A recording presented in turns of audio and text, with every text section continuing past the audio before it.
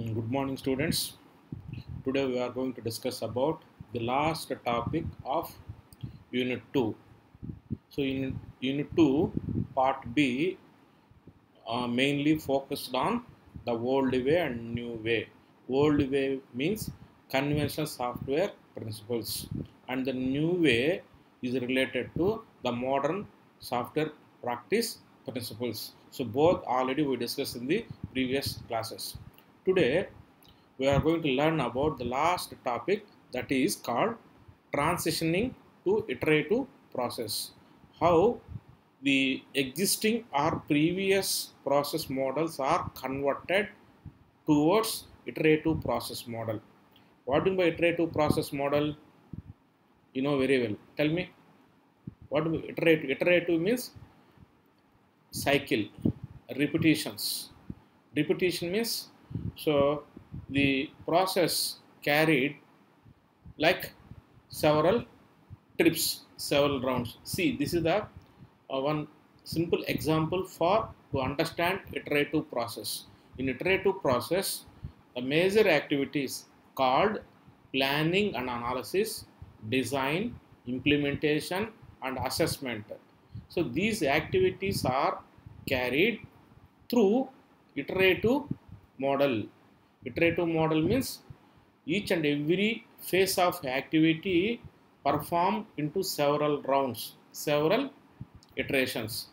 In each iteration, some amount of work is going to finish. At the same time, some problems are also be identified. Those problems are going to resolved, rectified, implemented in the second iteration, like that. So based on the problem requirement, based on the size of the project, the iterative model repeated into several rounds. During nth iteration, the final product is going to be finished or developed. That product is going to be delivered to the client. Already we discussed in the previous class, the iterative process model consists 5 stages. The first stage is architecture first approach. First, the central objective or central element is design. Central process is design. Design means the overall architecture to be built. Second phase is iterative life cycle process. All process related to the project are going to be implemented, discovered. All risks also be identified. Then once the iterative process model is defined, then we will move to component based development. What is component? Component is a code or a module or a block of statements. Is called component. The components are two types. One is commercial component, second one is custom based component. Custom based component, the component which is built by the same software development team.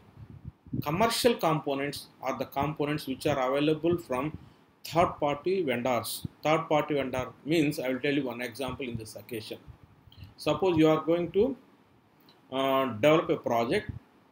If there are 50 modules are there, you can design all 50 modules during some time, but some modules you can design very easily. Some modules may take more risk and time taken process. At that time, you are going to use the commercial components. The components you are going to obtain from internet or any other place.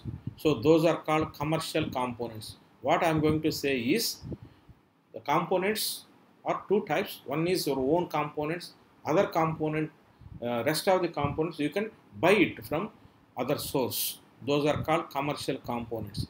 Change management environment. This is very important. At any stage of the project, the change management means the metrics, process, or the staff, meanwhile, to be replace, that is possible. New people also can join at any moment, at any stage. That is very, very important. Suppose in a particular team, 5 members are there. The 5 members are working for some amount of time. During one stage, if any staff or any software professional want to leave, or maybe he faces any health issue, at that time we can replace another person. The new person who is entered at that time easily adaptable.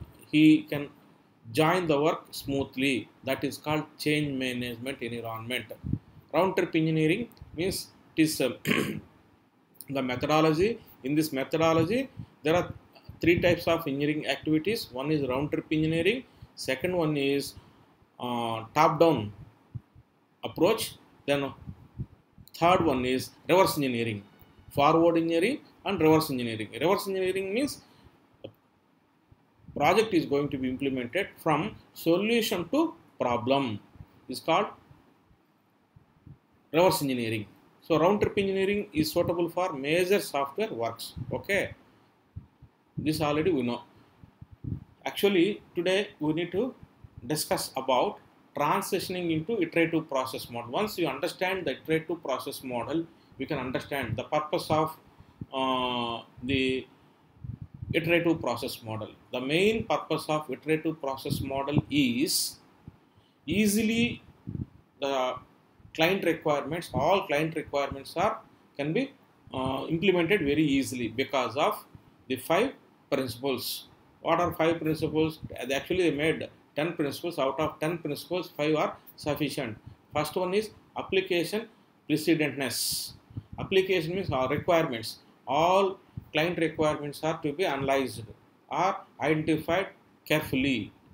That is very, very essential. Second, process flexibility. The process easily understand and the process is going to be identified easily. The process flexibility means the process can be implemented very easily. That is called flexibility. Flexibility, easy to understand, easy to implement. Like a user friendliness.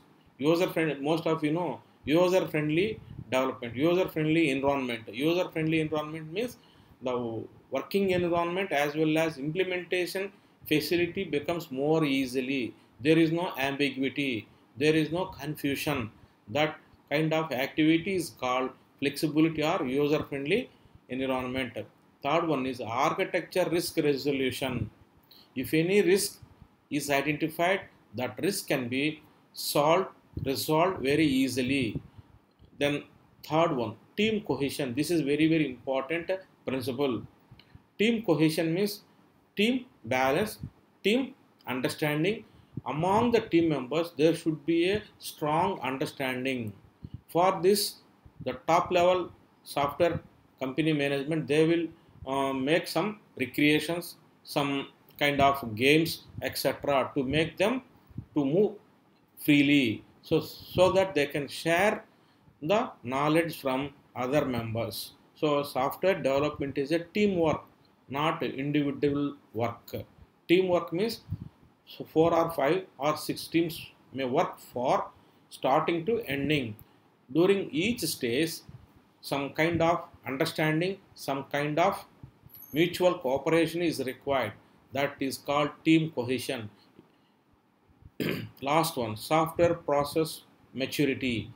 Whatever the software process identified that is going to be built, definitely it should get success. Getting success is very, very important without any bugs or without any risks. So finally, what the client will expect? Tell me. The client always expects that a good software product for his business. So the main goal of software organization is, software management is, so they need to provide good software for the needs of a client. So what do you mean by transitioning to iterative process? Tell me.